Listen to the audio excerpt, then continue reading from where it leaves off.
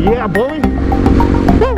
And I'm going to tell you guys a little bit about why I decided to change from the KLR to the GPX. Alright, so I got the nuts and bolts for my license plate.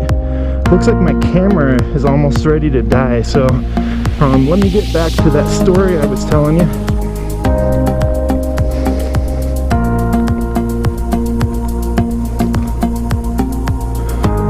Hey, what's up guys? About a month ago, I ended up selling my KLR. I think this summer, riding down to Moab on it, I just realized that I don't need a bike to take me long distances. I need a bike that when I'm at a destination that I could go on like single track, go trail riding, be a lot more nimble and a lot more light. So this bike right here, this is a GPX Moto. I bought it right here in Utah. In fact, like the owner of GPX and the distribution is here in Utah, so we're pretty lucky to have them in town. They're not very far from where I'm at, and this is just an awesome bike. You know, I never thought I would own a Chinese bike, but I feel pretty good about this one. So yeah, I'm gonna take her for a spin right now, and I'm gonna tell you guys a little bit about why I decided to change from the KLR to the GPX, and hopefully no one gets too mad, because I know that my KLR was my baby. I loved, but made a decision.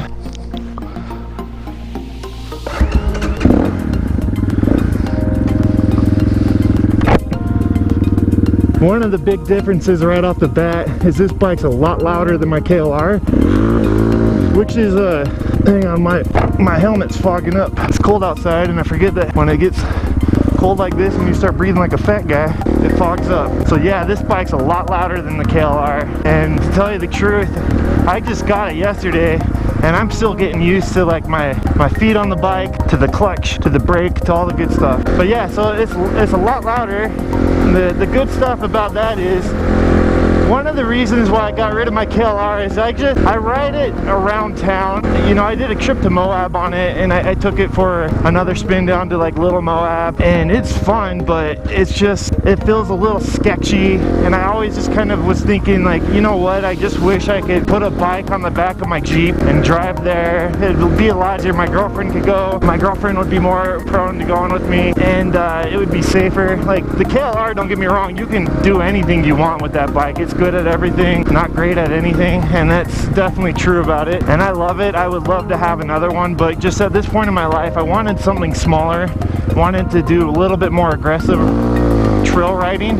Yeah, so I got this guy, and it's completely different. In fact, I posted a picture of the bike on a Facebook page that's dedicated to like the XTRs, and someone was asking me like, hey, what's the biggest difference between the KLR and this bike in terms of power? And it's just, that's such an unfair question, because the bikes are completely different. Like this one, you have to change gears a lot quicker if you're gonna go, you know, get the bike going up to 35 miles an hour. The first gear on this guy, like it's like boom, you're in it, you need to be out of it into second gear. That's one thing I'm still getting used to. And just kind of like again, like with my feet and everything, I've ridden my KLR for so long and so many miles that I haven't ridden any other bike other than like my little rat rod enduro bikes that I've been working on, and even then those bikes were just so shoddy and different that's not really like you know, it's not fair to say that I got some experience on those bikes. Those are just kind of my play toys.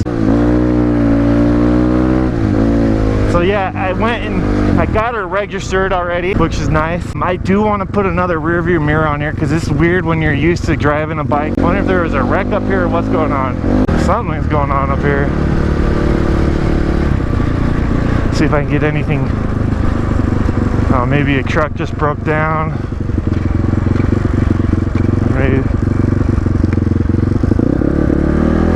So yeah, I'm gonna put some gas in my bike for the first time. I don't know how much gas the dealer put in, but I'm assuming, you know, I know they were courteous about it, but I don't know to which degree or how much they put in. I think it holds like 2.3 gallons of gas.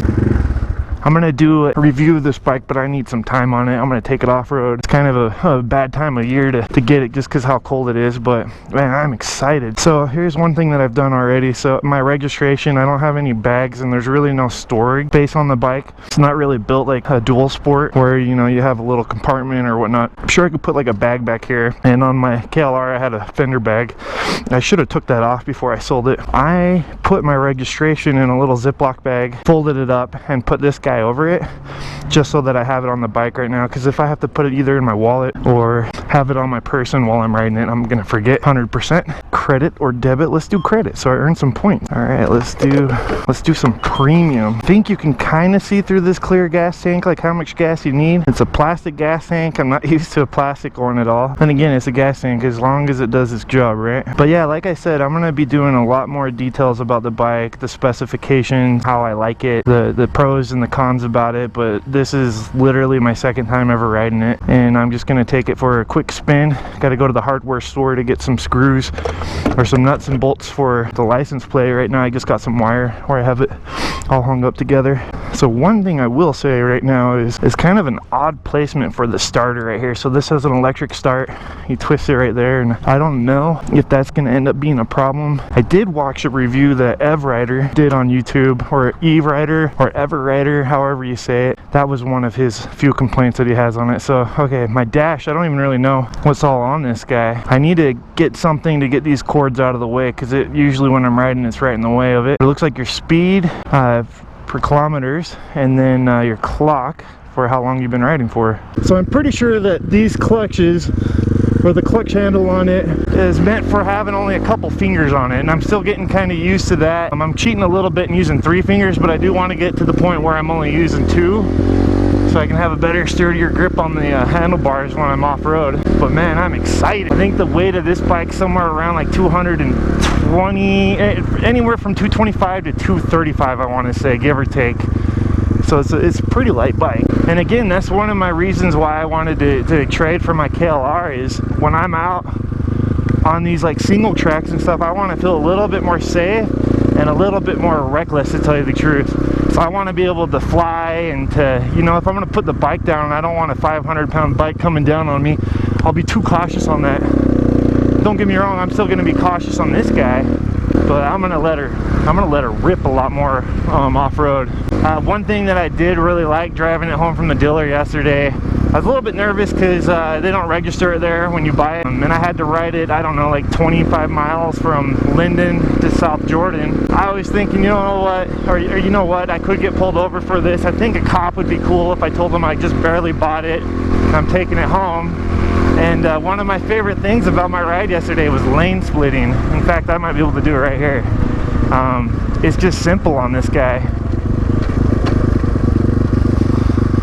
I was thinking about it. So yeah, lane splitting is just so crazy easy on this guy because she's so small. So now here's the fun part, is when I put my visor down, it starts to fog up, and when I lift it up, my face starts to freeze.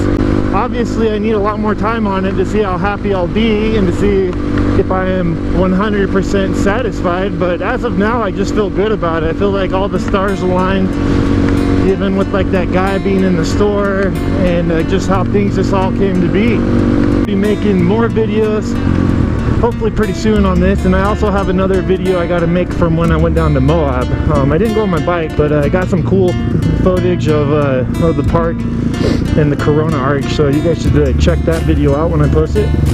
And yeah, this is Toad Moto. Thanks for watching.